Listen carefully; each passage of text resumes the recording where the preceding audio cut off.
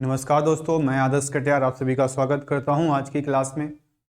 और आज जो हम लोग अपना लेक्चर स्टार्ट करेंगे वो प्रपोजिशन का लेक्चर स्टार्ट करेंगे। ठीक है, तो प्रपोजिशन की आपकी एक क्लास मैंने आपको बता दी थी, उसके जितने भी सारे के सारे कॉन्सेप्ट थे वो भी हमने आपको एकदम क्लियर कर दिए थे। तो जो प्रपोजिशन वाला पार्ट था वो आपका मैंने आपको वहाँ पे वो चीज़ मैंने बता दी थी। ठीक है, अब आप क्या करिएगा, अब जो है आप लिखिएगा सबसे पहले जो आपका चैप्टर है वो है आपका प्रपोजिशन। ठीक है, प्रपोजिशन जिसमें हम लोग शायद बिटवीन और एमंग का रूल भी हम लोगों ने वहां पे डिस्कस कर लिया था कि बिटवीन कब यूज करते हैं, एमंग कब यूज करते हैं। ठीक है, ऐसे कई सारे रूल्स हमने वहां पे डिस्कस कर लिए थे। उसी के आगे फिर हम लोग अभी चीज़ों को स्टार्ट करेंगे और देखेंगे कि भाई अब अगले कॉन्सेप्ट आपके क्या क्या हैं। उन सभी चीज़ों को हम लोग आज की क्लास में डिस्कस करते हैं। ठीक है, चलो अगला जो रूल है आपका, नेक्स्ट जो रूल है आपका वो क्या है, वो है आपका पॉइंट लिखिएगा, बिसाइड। और एक वर्ड आपका आता है, वो वर्ड है आपका बिसाइड्स। ठीक है, एक वर्ड होता है बिसाइड और एक वर्ड होता है तुम्हारा बिसाइड्स। दोनों में डिफरेंस क्या होता है? बिसाइड का जो मतलब होता है वो होता है बगल में। बिसाइड का जो मतलब होता है वो होता है बगल में, और बिसाइड्स का जो मतलब होता है वो होता है आपका के अतिरिक्त। क्या मतलब होता है इसका? तो इसका मतलब होता है के अतिरिक्त, यानी इसी को हम कह सकते हैं आपका इंस्टेड ऑफ। क्या कह सकते हैं इसको? हम कह सकते हैं आपका इंस्टेड ऑफ। तो बिसाइड माने बगल में, और बिसाइड्स का मतलब होता है के अतिरिक्त, जिसको हम कह सकते हैं इंस्टेड ऑफ।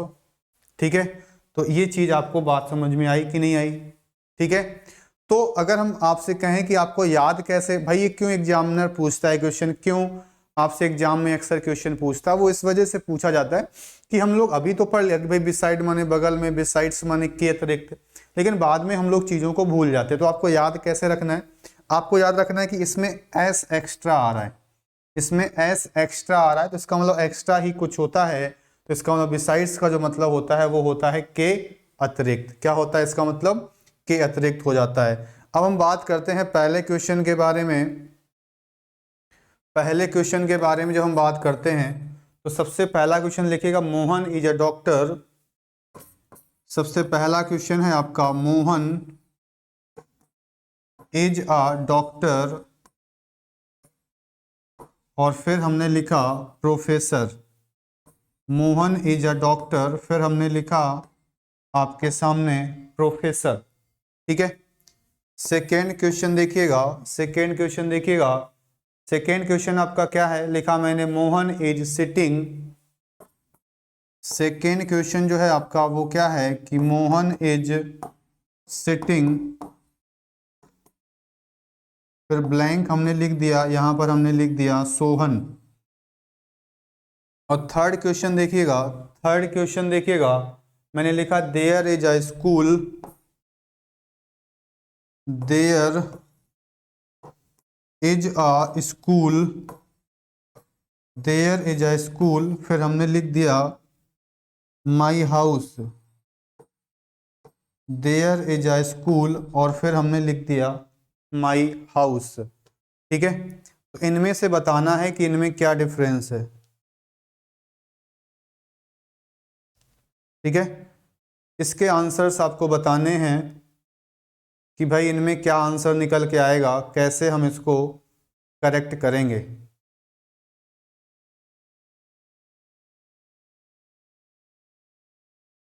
ठीक है, चलो तो सबसे पहला क्वेश्चन आपका लिखा था कि मोहन इज अ डॉक्टर।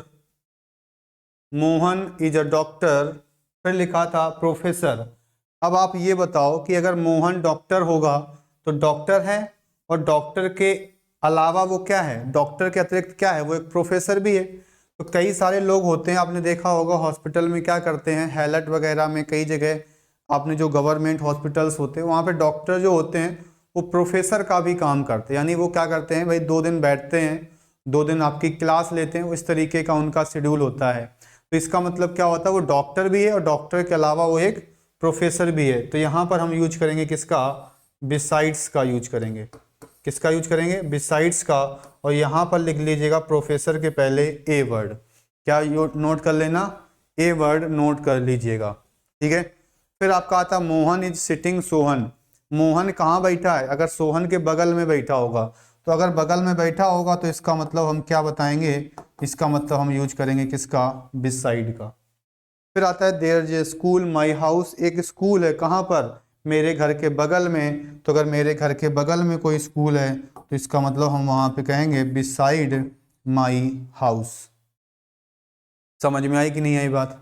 तो अगर इतनी बात अगर आपको समझ में आ गई है, इतनी बात अगर आपको समझ में आ गई है तो आप नोट कर लो। फिर हम लोग अगला चीज़ों को बढ़ाते हैं और नेक्स्ट हम लोग चीज़ों को डिस्कस करते हैं, ठीक है।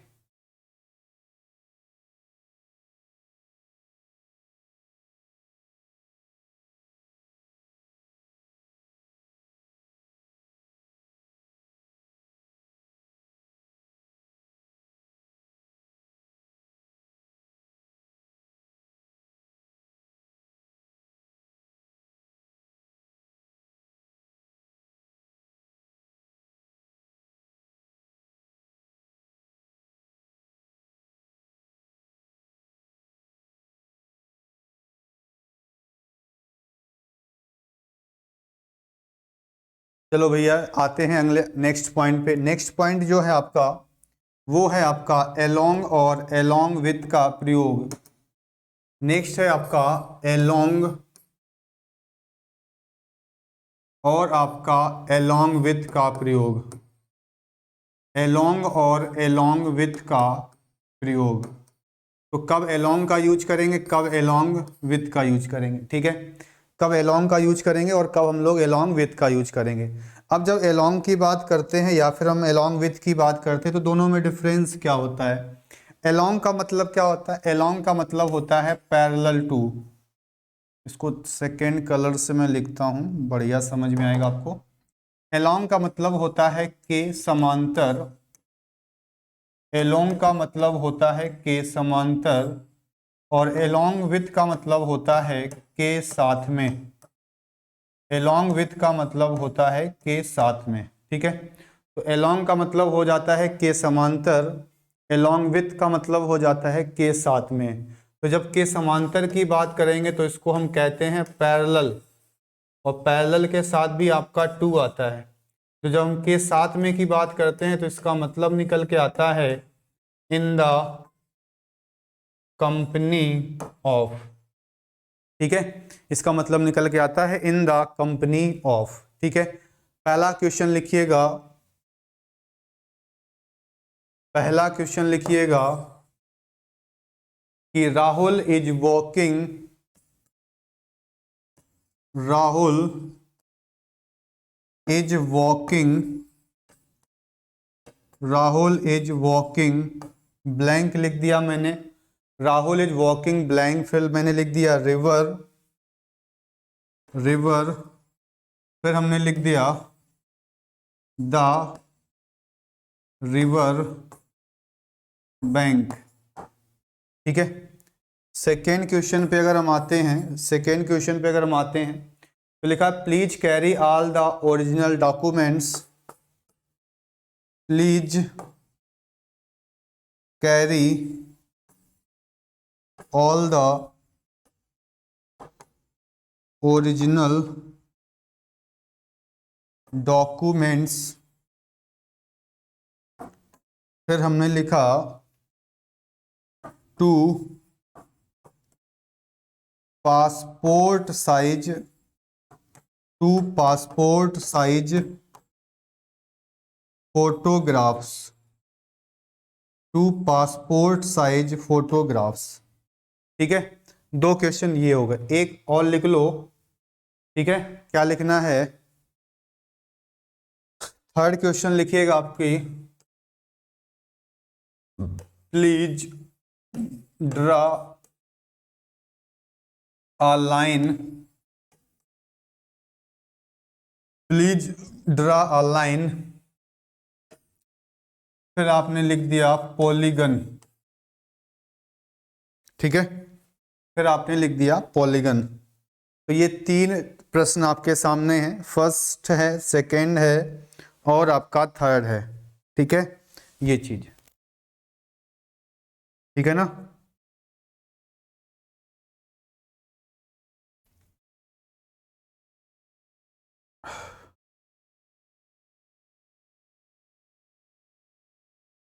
तो Rahul is walking river the river bank, river कहाँ हो जाएगा, इधर रिवर ना लिखो भैया, इधर लिखो रिया, रिया लिख लो, चाहे प्रिया लिख लो, राहुल है तो रिया ज़्यादा बढ़िया रहेगा, ठीक है।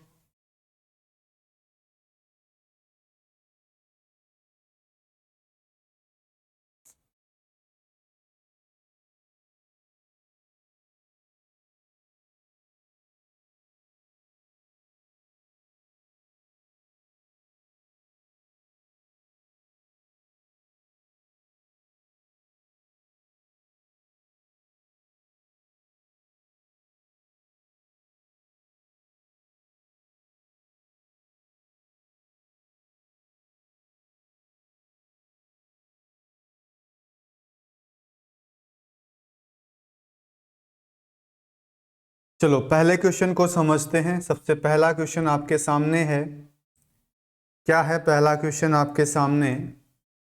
हमने आपसे कहा कि Rahul is walking near the river bank, इसका मतलब कहने का क्या है कि जो राहुल था वो रिया के साथ में टहल रहा होगा, है कि नहीं। और कहाँ टहल रहा होगा, तो नदी के किनारे उसके पैरेलल में टहल रहा होगा। बहुत आपने फिल्मों में देखा होगा कि 2 लोग हैं अपना टहल रहे हैं बीच के किनारे, नदी के किनारे, बीच में ज़्यादा दिखाया जाता है, नहीं है, बीच का मतलब वो होता है ना, समुद्र के किनारे बीच होता है, ठीक है। तो राहुल किसके साथ टहल रहा था, रिया के साथ में, तो रिया के साथ कंपनी में था। तो इसका जो आंसर होगा वो होगा आपका along with, क्या होगा इसका आंसर हो जाएगा along with। अब कहाँ टहल रहा था, तो नदी के किनारे किनारे टहल रहा था, इसका मतलब यहाँ पर लगाएंगे आपका आंसर क्या, along, ठीक है। दूसरा प्रश्न है, please carry all the original documents two passport size photographs. तो हमें क्या करना है, ऑल द सारे के सारे जो ओरिजिनल डॉक्यूमेंट्स है उसको लाना है, उसके साथ साथ 2 पासपोर्ट साइज फोटोग्राफ। तो इसका मतलब यहाँ पर जो आंसर होगा वो होगा आपका along with, ठीक है, along with हो जाएगा, ठीक है, ये चीज।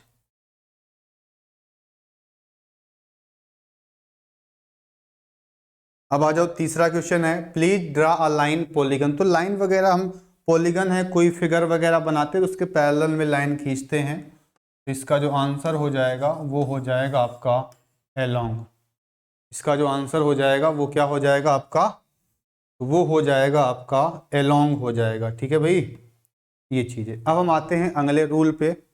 अगला जो रूल आपका होता है नेक्स्ट जो है आपका, वो है आपका मेड के बाद ऑफ भी आता है और मेड के साथ आपका फ्रॉम भी आता है। मेड के साथ ऑफ भी आता है और मेड के साथ फ्रॉम भी आता है। अब दोनों में डिफरेंस क्या होता है कि जब हम फिजिकल चेंज की बात करेंगे, जब हम लोग फिजिकल चेंज की बात करेंगे तब हम ऑफ का यूज करेंगे, और जब हम केमिकल चेंज की बात करेंगे, जब हम केमिकल चेंज की बात करेंगे तब फिर हम लोग क्या लगाएंगे, फ्रॉम लगाएंगे। अब ये फिजिकल चेंज क्या होता है और केमिकल चेंज क्या होता है। तो जब हम बात करते हैं फिजिकल चेंज की, जब हम बात करते हैं फिजिकल चेंज की, तो क्या होता है कि जब हम एक चीज़ से कोई चीज़ दूसरी बनाते हैं, जब हम एक चीज़ से कोई दूसरी चीज़ बनाते हैं, और उन दूसरी चीज़ बनाने में होता क्या है, जब हम एक चीज़ से कोई दूसरी चीज़ बनाते हैं तो होता क्या है कि अगर उसमें फिजिकल चेंज हो रहा है, यानी अगर हम जैसे अगर बात करें आपसे, तो जैसे हम लकड़ी होती है, लकड़ी, और लकड़ी से हम करते क्या है, लकड़ी से हम कोई कुर्सी बनाते हैं, लकड़ी को हमने किस में बदल दिया, लकड़ी से हमने क्या बना दी, तो लकड़ी से हमने कुर्सी बना दी, ठीक है, लकड़ी से हमने क्या बना दी, कुर्सी बना दी। तो क्या कुर्सी से आप लकड़ी नहीं बना सकते, भाई कुर्सी तोड़ दी आपने फिर से वो लकड़ी बन गई। तो ये किस प्रकार का चेंज है, फिजिकल चेंज है। आप सोने से अंगूठी बनाते हैं फिर से अंगूठी से सोना बन जाता है। केमिकल चेंज का मतलब होता है जैसे दूध से दही बना दिया तो फिर दही से दूध नहीं बन सकता है, दूध से मक्खन बना दिया, दूध से खोया बना दिया, तो उनमें क्या होता है, उनमें फिर आपका केमिकल चेंज होता है। समझ में आ रही बात कि नहीं आ रही? तो ये चीज़ थोड़ा सा ध्यान रखिएगा। केमिकल चेंज में क्या होता है, दोबारा से आप वो चीज़ प्राप्त नहीं कर सकते हैं जिससे आपने वो चीज़ बनाई होती है। ठीक है, समझ में आई बात? पहला क्वेश्चन देखिएगा, हमने लिखा कि द रिंग इज मेड, और फिर हमने लिखा गोल्ड। दूसरा प्रश्न हमने लिखा कि कर्ड इज मेड, फिर हमने लिखा मिल्क। और तीसरा जो प्रश्न है वो क्या है, वो ये है कि हमने लिखा द पोडियम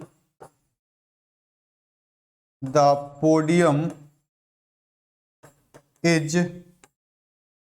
मेड, और फिर हमने लिख दिया यहाँ पर टिम्बर, फिर हमने यहाँ पे लिख दिया क्या, टिम्बर। ठीक है, फिर हमने लिख दिया यहाँ पर टिम्बर।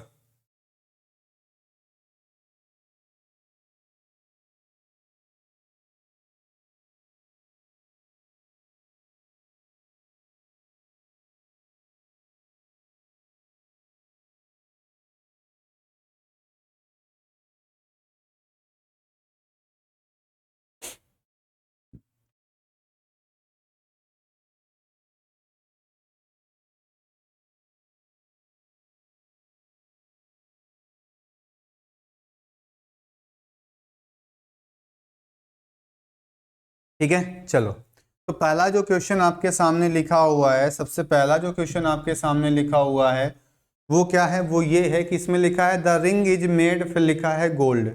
अब क्या होता है, सोने से हमें क्या बनाना है, तो सोने से हमें बनाना है क्या, अंगूठी, यानी कि रिंग बनाना है। तो अगर सोने से अंगूठी बनाओगे तो कैसा चेंज है, फिजिकल चेंज है। इसका मतलब यहाँ पे क्या लगा दोगे, ऑफ। फिर दूध से दही बनाते हैं तो यहाँ पर क्या लगा दोगे, फ्रॉम। पोडियम से लकड़ी से, टिम्बर लकड़ी होती है जिससे पोडियम बनाया जाता है, फिजिकल चेंज है, क्या लगा देंगे, ऑफ। ठीक है, ये चीज।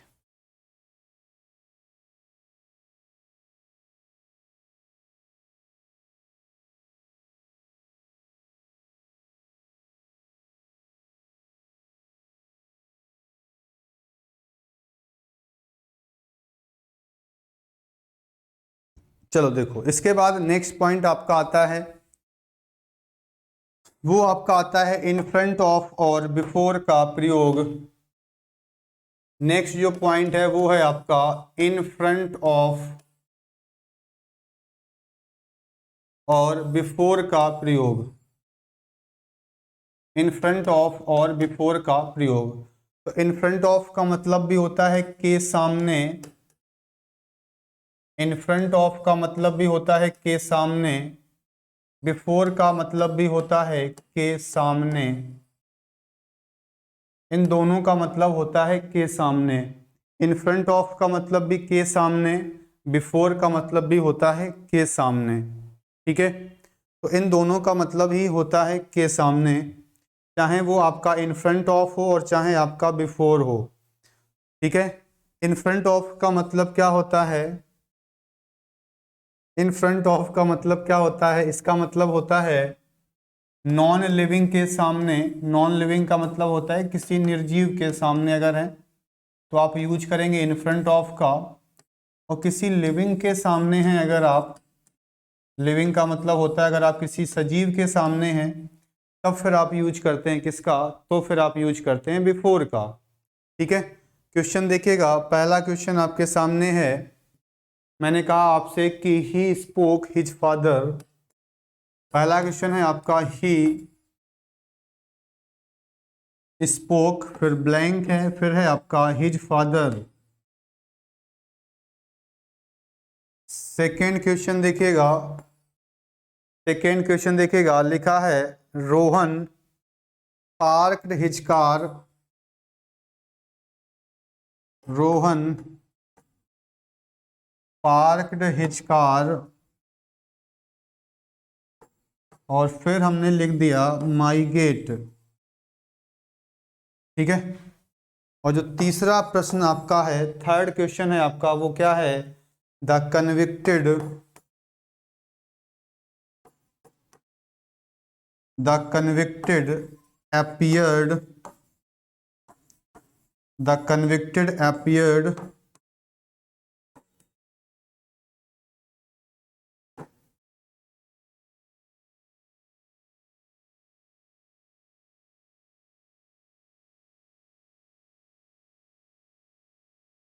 ठीक है।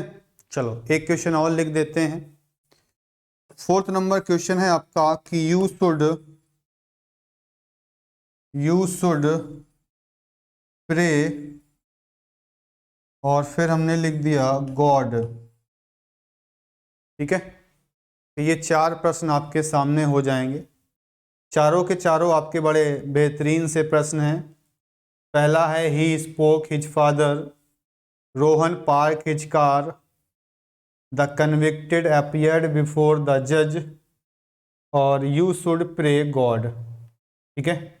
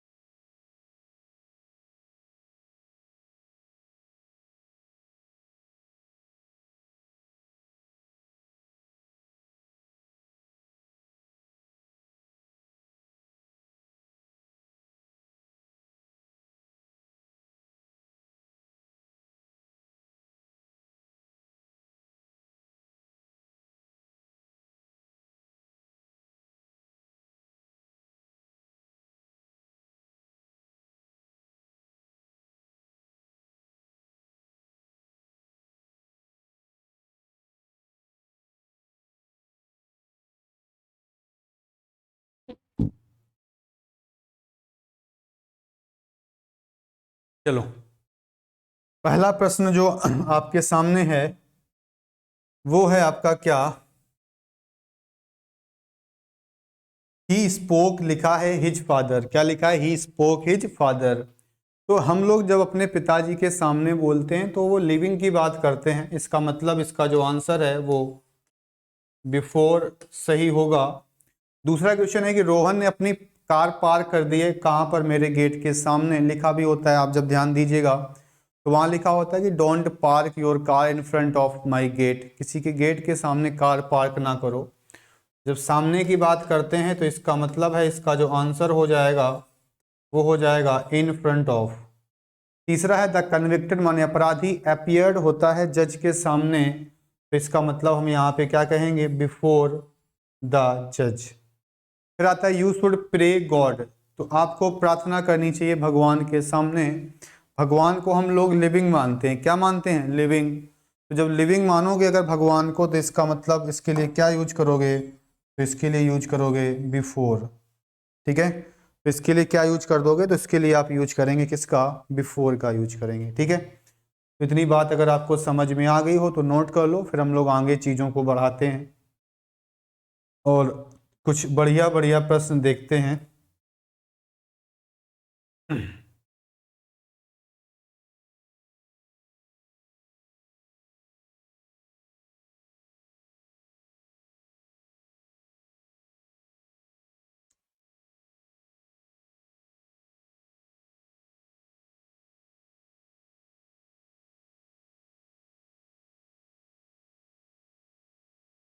चलो देखो, सबसे पहला जो क्वेश्चन आपके सामने है वो क्या है? नेक्स्ट चाहिए वाला तो हो गया क्लियर। अगले रूल पे आते हैं। नेक्स्ट आपका रूल क्या है? नेक्स्ट कॉन्सेप्ट क्या है? तो जो नेक्स्ट कॉन्सेप्ट है आपका वो ये है कि डील के साथ अगर हम बात करें तो डील के साथ इन भी आता है, डील के साथ विथ भी आता है, और डील के साथ आउट भी आता है। ठीक है। तो डील के साथ इन भी आता है, डील के साथ विथ भी आता है, और डील के साथ आउट भी आता है, यानी तीनों के तीनों वर्ड्स जो हैं वो डील के साथ हम यूज करते हैं। डील इन भी होता है, डील विथ भी होता है और डील आपका आउट भी होता है। ठीक है, तो तीनों के तीनों वर्ड्स जो हैं वो डील के साथ हम लोग यूज करते हैं। तो डील इन, डील विथ और डील आउट। सबसे पहले डील इन हम कब यूज करते हैं? तो डील इन का यूज हम लोग करते हैं बिजनेस के लिए। बिजनेस का मतलब होता है व्यवसाय के लिए यूज करते हैं। डील विथ का यूज किसके साथ करते हैं? तो पर्सन के साथ करते हैं। और डील आउट एक फ्रेजल वर्ब होती है जिसका मतलब होता है डिस्ट्रीब्यूट करना, यानी कि बांटना। और बांटने का एक दो और फ्रेजल वर्ब होती हैं जिसमें एक आती है गिव अवे और एक आती है आपकी हैंड आउट। एक आती है हैंड आउट। ठीक है, ये चीज। तो डील इन होता है बिजनेस, डील विथ होता है पर्सन, डील आउट होता है डिस्ट्रीब्यूट करना, गिव अवे या फिर हैंड आउट। ठीक है,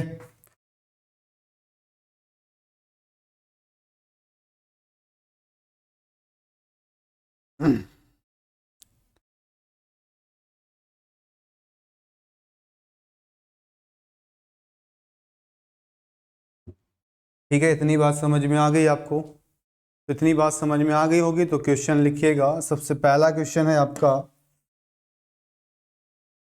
पहला क्वेश्चन है आपका, मोहन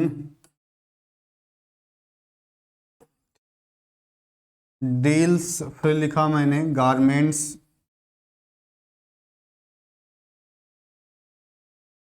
फिर लिखिएगा इट इज डिफिकल्ट,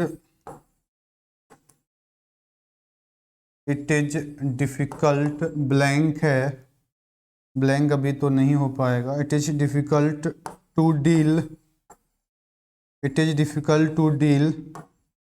और फिर हमने लिखा अनरूली कस्टमर्स,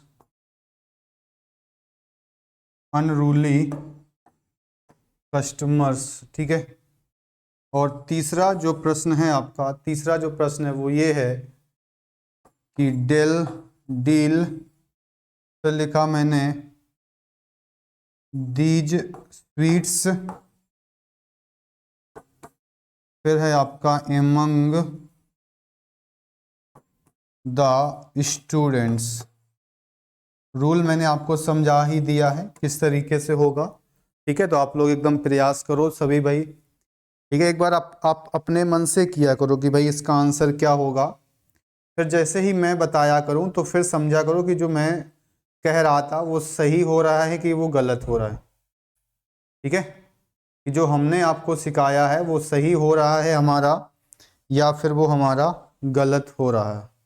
ठीक है, ये चीज।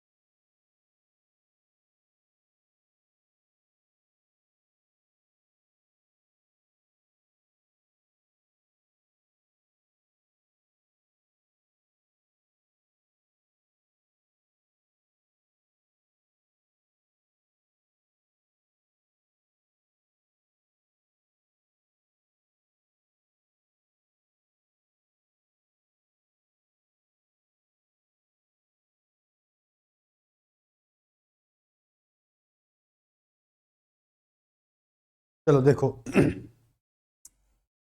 सबसे पहला क्वेश्चन आपका क्या लिखा था, उसने लिखा था कि जो मोहन है वो डील्स करता है किन चीज़ों में, तो गारमेंट्स में डील करता है। तो गारमेंट्स का क्या होता है, व्यापार किया जाता है भाई। गारमेंट्स का क्या किया जाता है, तो व्यापार किया जाता है। अगर गारमेंट्स का आपका व्यापार किया जाता है तो इसका मतलब तो फिर आपका हो जाएगा डील्स इन। फिर होता है इट इज डिफिकल्ट, ये बड़ा कठिन होता है कि हम लोग डील करते हैं किन के साथ में, जो आपके अनरूली कस्टमर्स के साथ में। तो इसका जो आंसर है वो हो जाएगा आपका विथ। और थर्ड जो क्वेश्चन है आपका वो है deal these sweets among the students. ठीक है, तो हम डील कर रहे हैं, देखो कह रहा है कि वो ये कह रहा है कि डील करना है these sweets among the student, तो स्टूडेंट्स के बीच में स्वीट्स का क्या होगा, डिस्ट्रीब्यूशन होगा, डिस्ट्रीब्यूट करना होगा। अगर डिस्ट्रीब्यूट करना होगा तो इसका मतलब जो है आपका आंसर हो जाएगा डील आउट।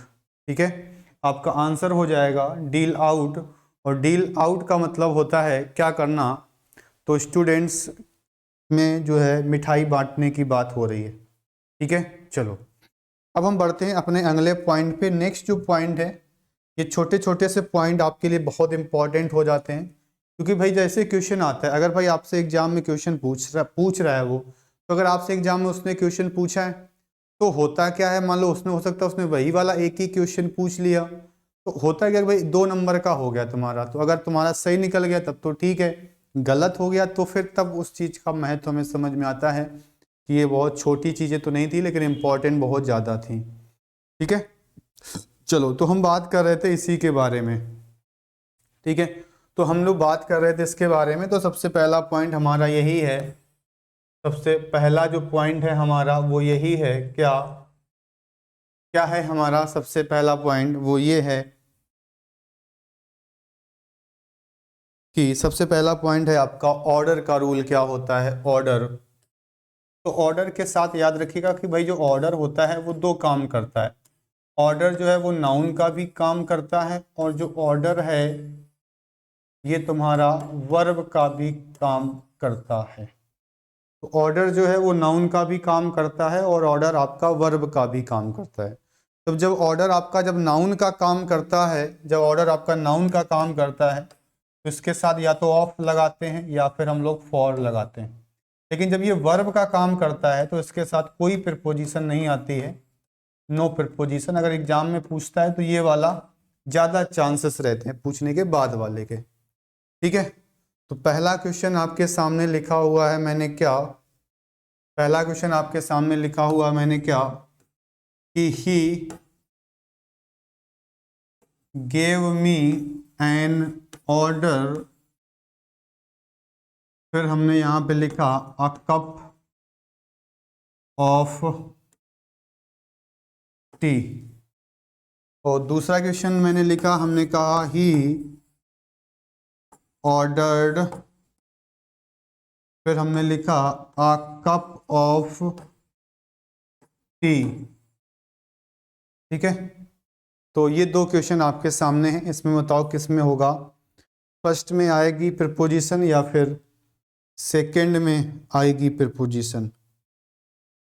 ठीक है, तो फर्स्ट में आ जाएगी या फिर सेकंड में आ जाएगी।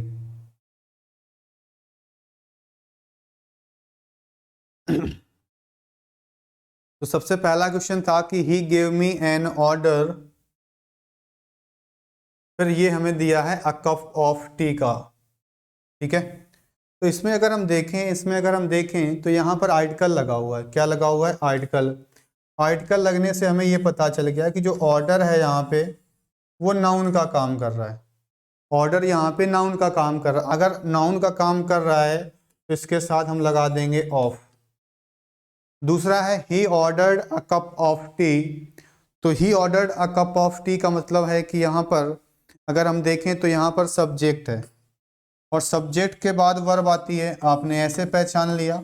और वैसे भी आपको जब वर्ब पढ़ाई थी मैंने तो हमने कहा था सेकेंड फॉर्म थर्ड फॉर्म तो वर्ब की ही तो बनती है। तो इसका मतलब अगर ये वर्ब है तो यहाँ पर कुछ भी नहीं आएगा, किसी भी प्रकार की प्रीपोजिशन का प्रयोग हम लोग नहीं करेंगे, किसी भी प्रकार की प्रीपोजिशन का प्रयोग हम लोग नहीं करते हैं। ठीक है, इतनी चीज़ें आप नोट करो, फिर हम लोग आगे भी कुछ पॉइंट को डिस्कस करेंगे, वो भी बड़े बेहतरीन से पॉइंट रहेंगे आपके।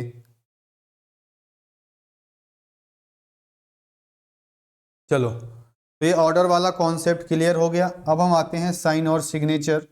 ये भी 2 चैप्टर्स कवर करता है, वर्ब में भी और नाउन में भी आती हैं चीज़ें। तो जब हम बात करते हैं साइन के बारे में, साइन क्या है, या हम आपसे कहते हैं कि ये सिग्नेचर क्या है, साइन क्या है और आपका सिग्नेचर क्या है, इन दोनों में क्या फ़र्क होता है। तो जब हम साइन के बारे में बात करते हैं या हम सिग्नेचर के बारे में बात करते हैं तो फ़र्क क्या होता है। साइन जो होती है ये एक वर्ब होती है, सिग्नेचर क्या होता है, ये एक नाउन होता है। तो साइन वर्ब है तो इसका मतलब हो जाता है फिर हस्ताक्षर करना, और जब ये नाउन का काम करता है, जब ये नाउन का काम करता है तो फिर इसका मतलब हो जाता है हस्ताक्षर। तो ये तो मैं हिंदी में मतलब कहने का मतलब है कि जैसे बहुत सारे लोगों को ये चीज़ नहीं पता होती है, उनसे जब पूछो कि साइन और सिग्नेचर में क्या फ़र्क होता है तो वो यही कहते हैं कि सिग्नेचर का ही छोटा रूप जो है वो साइन होता है, सिग्नेचर का ही छोटा रूप जो है वो साइन होता है। तो साइन एक वर्ब होती है, सिग्नेचर एक नाउन होता है। तो सिग्नेचर माने हस्ताक्षर और साइन माने हस्ताक्षर करना। तो जब साइन एक वर्ब है तो याद रखिएगा इसके साथ कोई प्रिपोजिशन नहीं आती है, नो प्रिपोजिशन। और जब नाउन का काम करता है तो इसके साथ यूज करते हैं क्या, ऑन।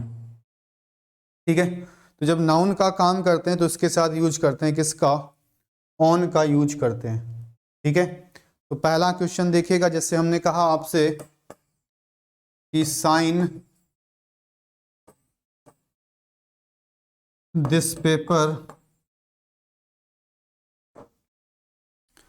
दूसरा है आपका प्लीज पुट योर सिग्नेचर, फिर हमने लिखा दिस पेपर। तीसरा जो प्रश्न है आपका, तीसरा जो प्रश्न है आपका वो क्या है, तीसरा प्रश्न आपका क्या है, वो ये है आपका कि योर, ये एरर का है क्वेश्चन, ठीक है, ये एरर का है कि your sign does not match. तो ये एरर का क्वेश्चन है आपके सामने, ठीक है, your sign does not match.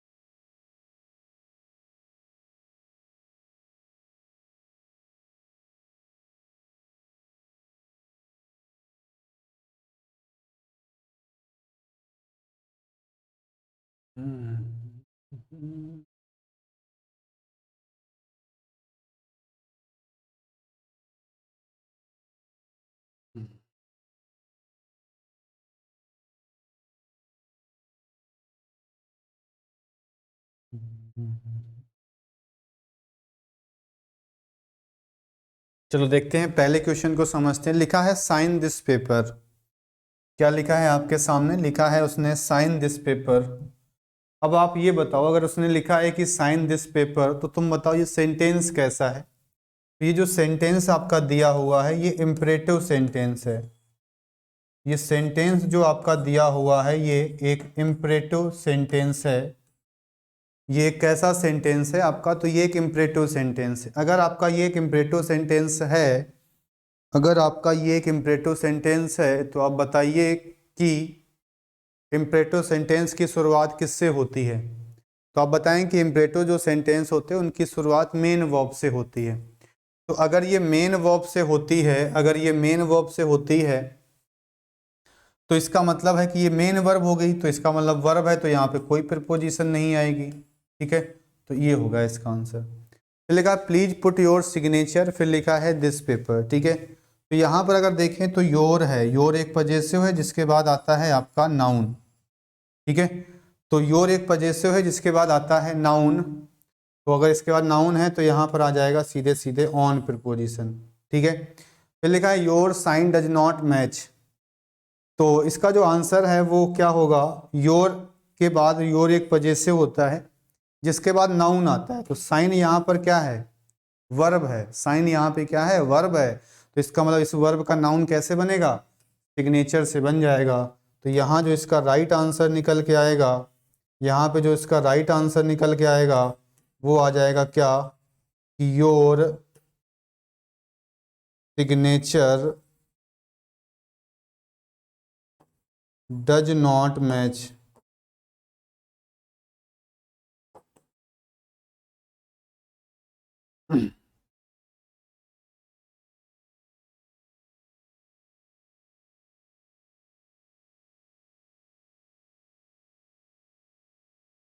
Your signature does not match.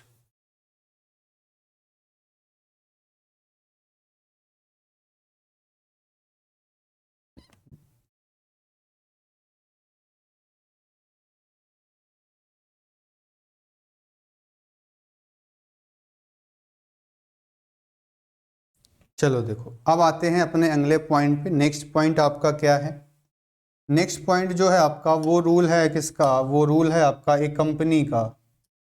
किसका रूल है आपका, वो रूल है आपका एक कंपनी। इस बार कई सारे एग्जाम्स में, चाहे वो आपका एनडीए का पेपर हो, चाहे सीडीएस एफकेट, कई सारे एग्जाम्स में उसने पूछा है। एसएससी तक में यहाँ से क्वेश्चन पूछा गया है, एक कंपनी का रूल क्या होता है। तो जो एक कंपनी वर्ड है इसी का साथ देना होता है, साथ में होना एक कंपनी। तो एक कंपनी के साथ याद रखिएगा होता क्या है, एक कंपनी के साथ क्या होगा कि अगर ये एक कंपनी आपका एक्टिव वॉइस में लिखा हुआ है, इसमें लिखा हुआ है एक्टिव वॉइस में, तो अगर ये एक्टिव वॉइस में लिखा है तो फिर इसके साथ कोई भी प्रीपोजिशन नहीं आएगी, यानी कि नो प्रीपोजिशन होगा।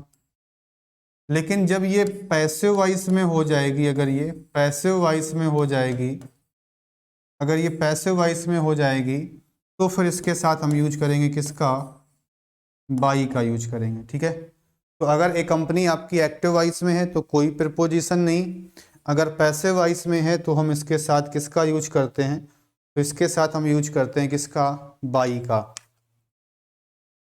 ठीक है, तो इसके साथ हम किसका यूज करेंगे, तो इसके साथ हम बाई का यूज करते हैं। ठीक है, पहला क्वेश्चन आपका क्या है, तो मैंने लिखा कि ही ए कंपनीड,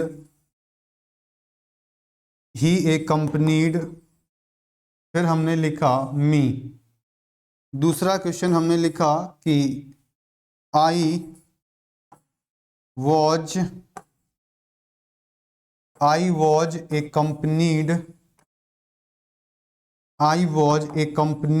फिर हमने लिखा हिम, ठीक है, ये चीज।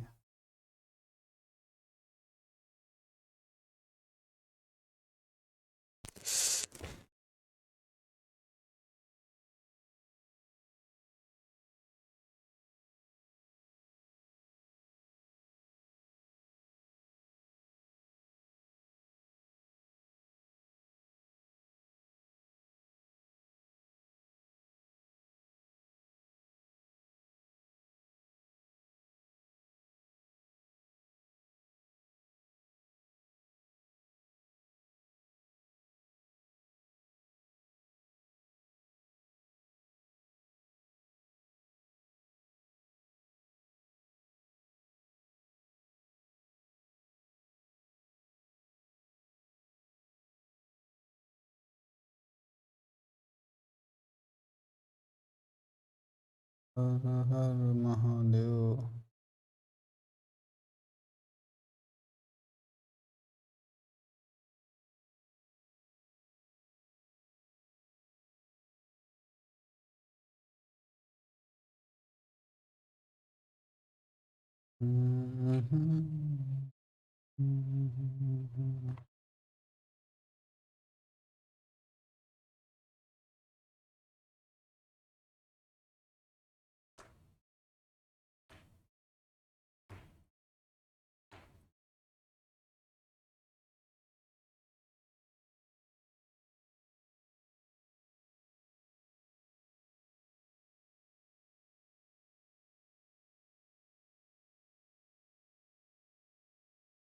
चलो देखो, एक कंपनी की जब हम बात कर रहे थे, हमने कहा था अगर एक कंपनी आपका एक्टिव वॉइस में है तो कोई प्रिपोजिशन नहीं आती है, और अगर पैसिव वॉइस में है तो आता है। तो सबसे पहले समझ लेते हैं कि सेंटेंस आपका एक्टिव है कि पैसिव। तो सीधे सीधे दिख रहा है कि भाई ही कंपनीड मी, सिंपल सेंटेंस है, एक्टिव वॉइस है, कोई प्रिपोजिशन नहीं। वॉच के साथ थर्ड फॉर्म लगी है, वॉच के साथ थर्ड फॉर्म लगी है, इसका मतलब तो ये पैसिव वॉइस में हो गया। तो बस यहाँ पे लगा दोगे क्या, बाई, और आपका जो आंसर है वो क्या हो जाएगा, सही हो जाएगा। ठीक है, तो आई वॉज एक्कम्पनीड बाई हिम। ठीक है, तो ये हो जाएगा इसका सही आंसर।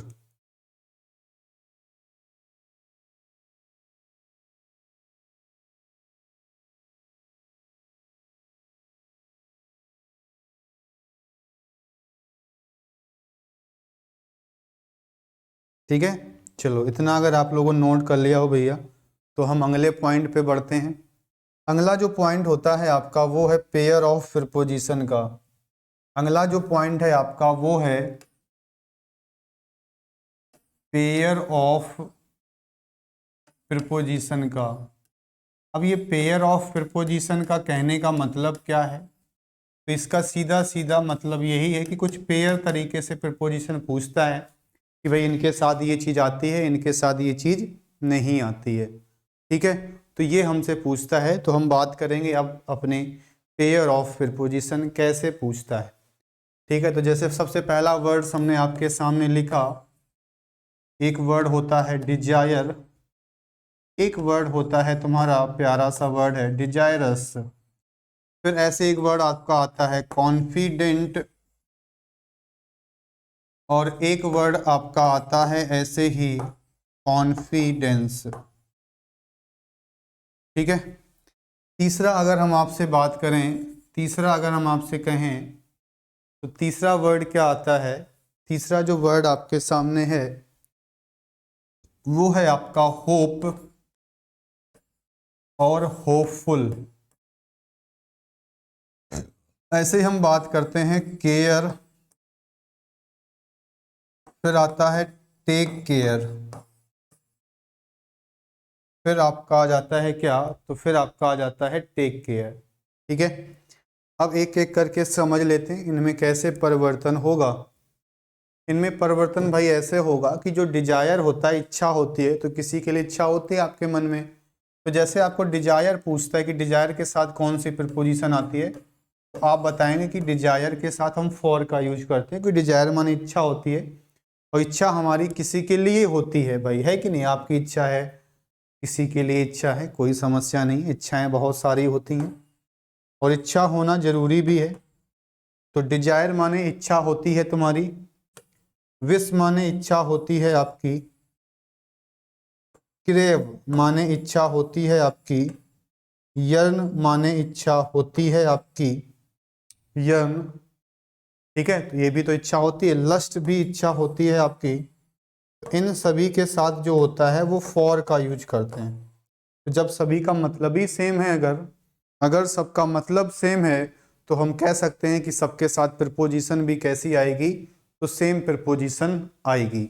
ऐसे हम बात करते हैं जब डिजायरस के साथ क्या यूज करते हैं, तो डिजायरस के साथ हम लोग ऑफ का यूज करते हैं, डिजायरस के साथ हम लोग ऑफ का यूज करते हैं। ठीक है, कॉन्फिडेंट और कॉन्फिडेंस की बात करते हैं, तो कॉन्फिडेंट के साथ हम ऑफ का यूज करते हैं, और कॉन्फिडेंस एक नाउन है जिसके साथ हम लोग इन का यूज करते हैं। तो कॉन्फिडेंट के साथ ऑफ का यूज करते हैं, कॉन्फिडेंस के साथ इनका यूज करते हैं।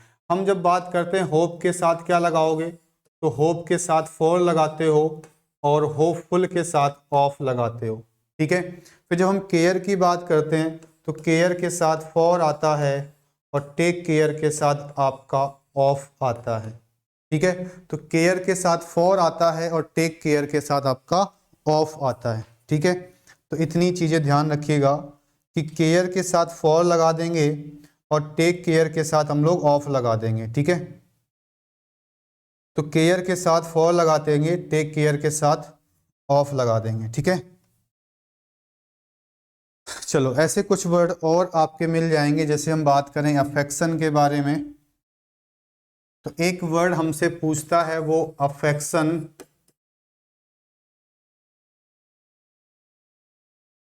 और एक वर्ड हमसे वो पूछता है आपका अफेक्शनेट, ठीक है। एक पूछता है अफेक्शन और एक पूछता है अफेक्शनेट।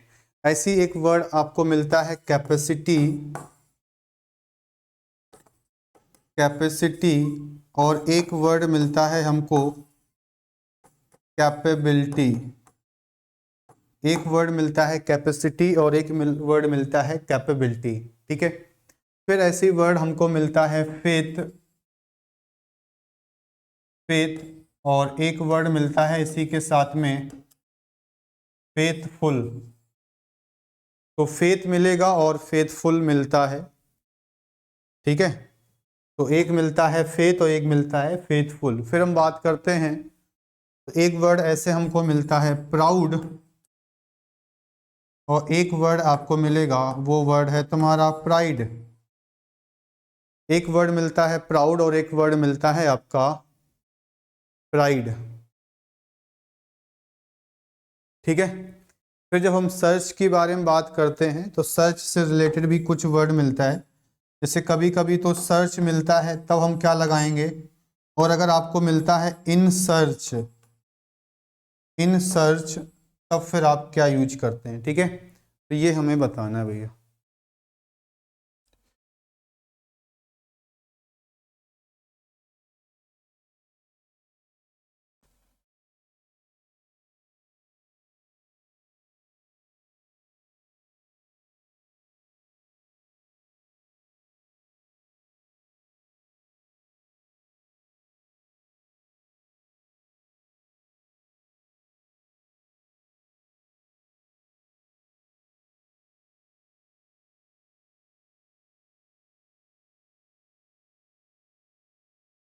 चलो देखो, अब हम बात करते हैं जब अफेक्शन के बारे में कि अफेक्शन क्या होता है।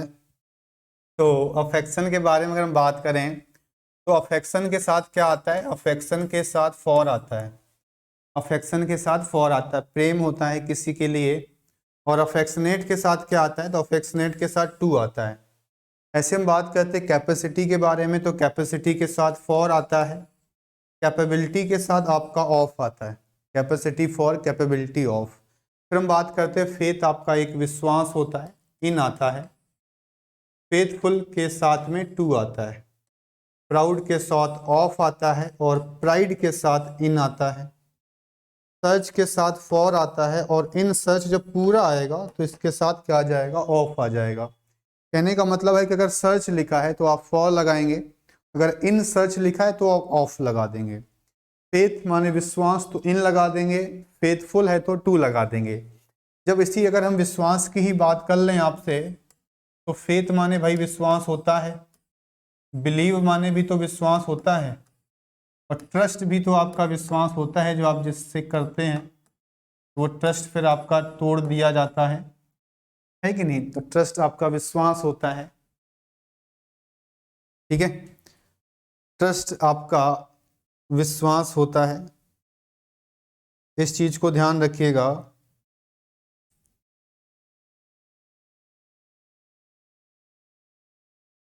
ठीक है, तो एक बार फिर से देख लो, अफेक्शन आएगा तो फॉर लगाएंगे, अफेक्शनेट आएगा तो टू लगाएंगे, कैपेसिटी आएगा तो फॉर लगाएंगे, कैपेबिलिटी है तो ऑफ लगा देंगे। फेथ विश्वास होता है, इन लगाएंगे, फेथफुल है तो टू लगाएंगे, proud of pride in, search for, in search of, इसमें भी है एक चीज, एक और पूछ लेता है कभी कभी, अभी हम जब डिस्कस करेंगे तो वो चीज आपको दिखाई मिलेगी कि सर्च के साथ हम लोग इनटू का भी यूज करते हैं। सर्च के साथ हम इनटू का यूज तब करते हैं जब हमको कोई मैटर देता है, जब हमको कोई मैटर देता है, कोई मामला वगैरह मिल जाता है तब, तो सर्च इनटू मैटर हो जाता है। ठीक है, इतनी बात भाई सभी को समझ में आई कि नहीं आई? ठीक है, तो यहाँ तक बात अगर आपको क्लियर हो तो आप बताओ एक बार। ठीक है, यहाँ तक बात सभी को समझ में आई? ठीक है, तो सभी लोग एक बार इसको पढ़िएगा, अच्छे से समझिएगा, चीज़ों को देखिएगा, फिर हम मिलते हैं अपनी अगली क्लास में। तब तक के लिए आप सभी का बहुत बहुत धन्यवाद। जय हिंद।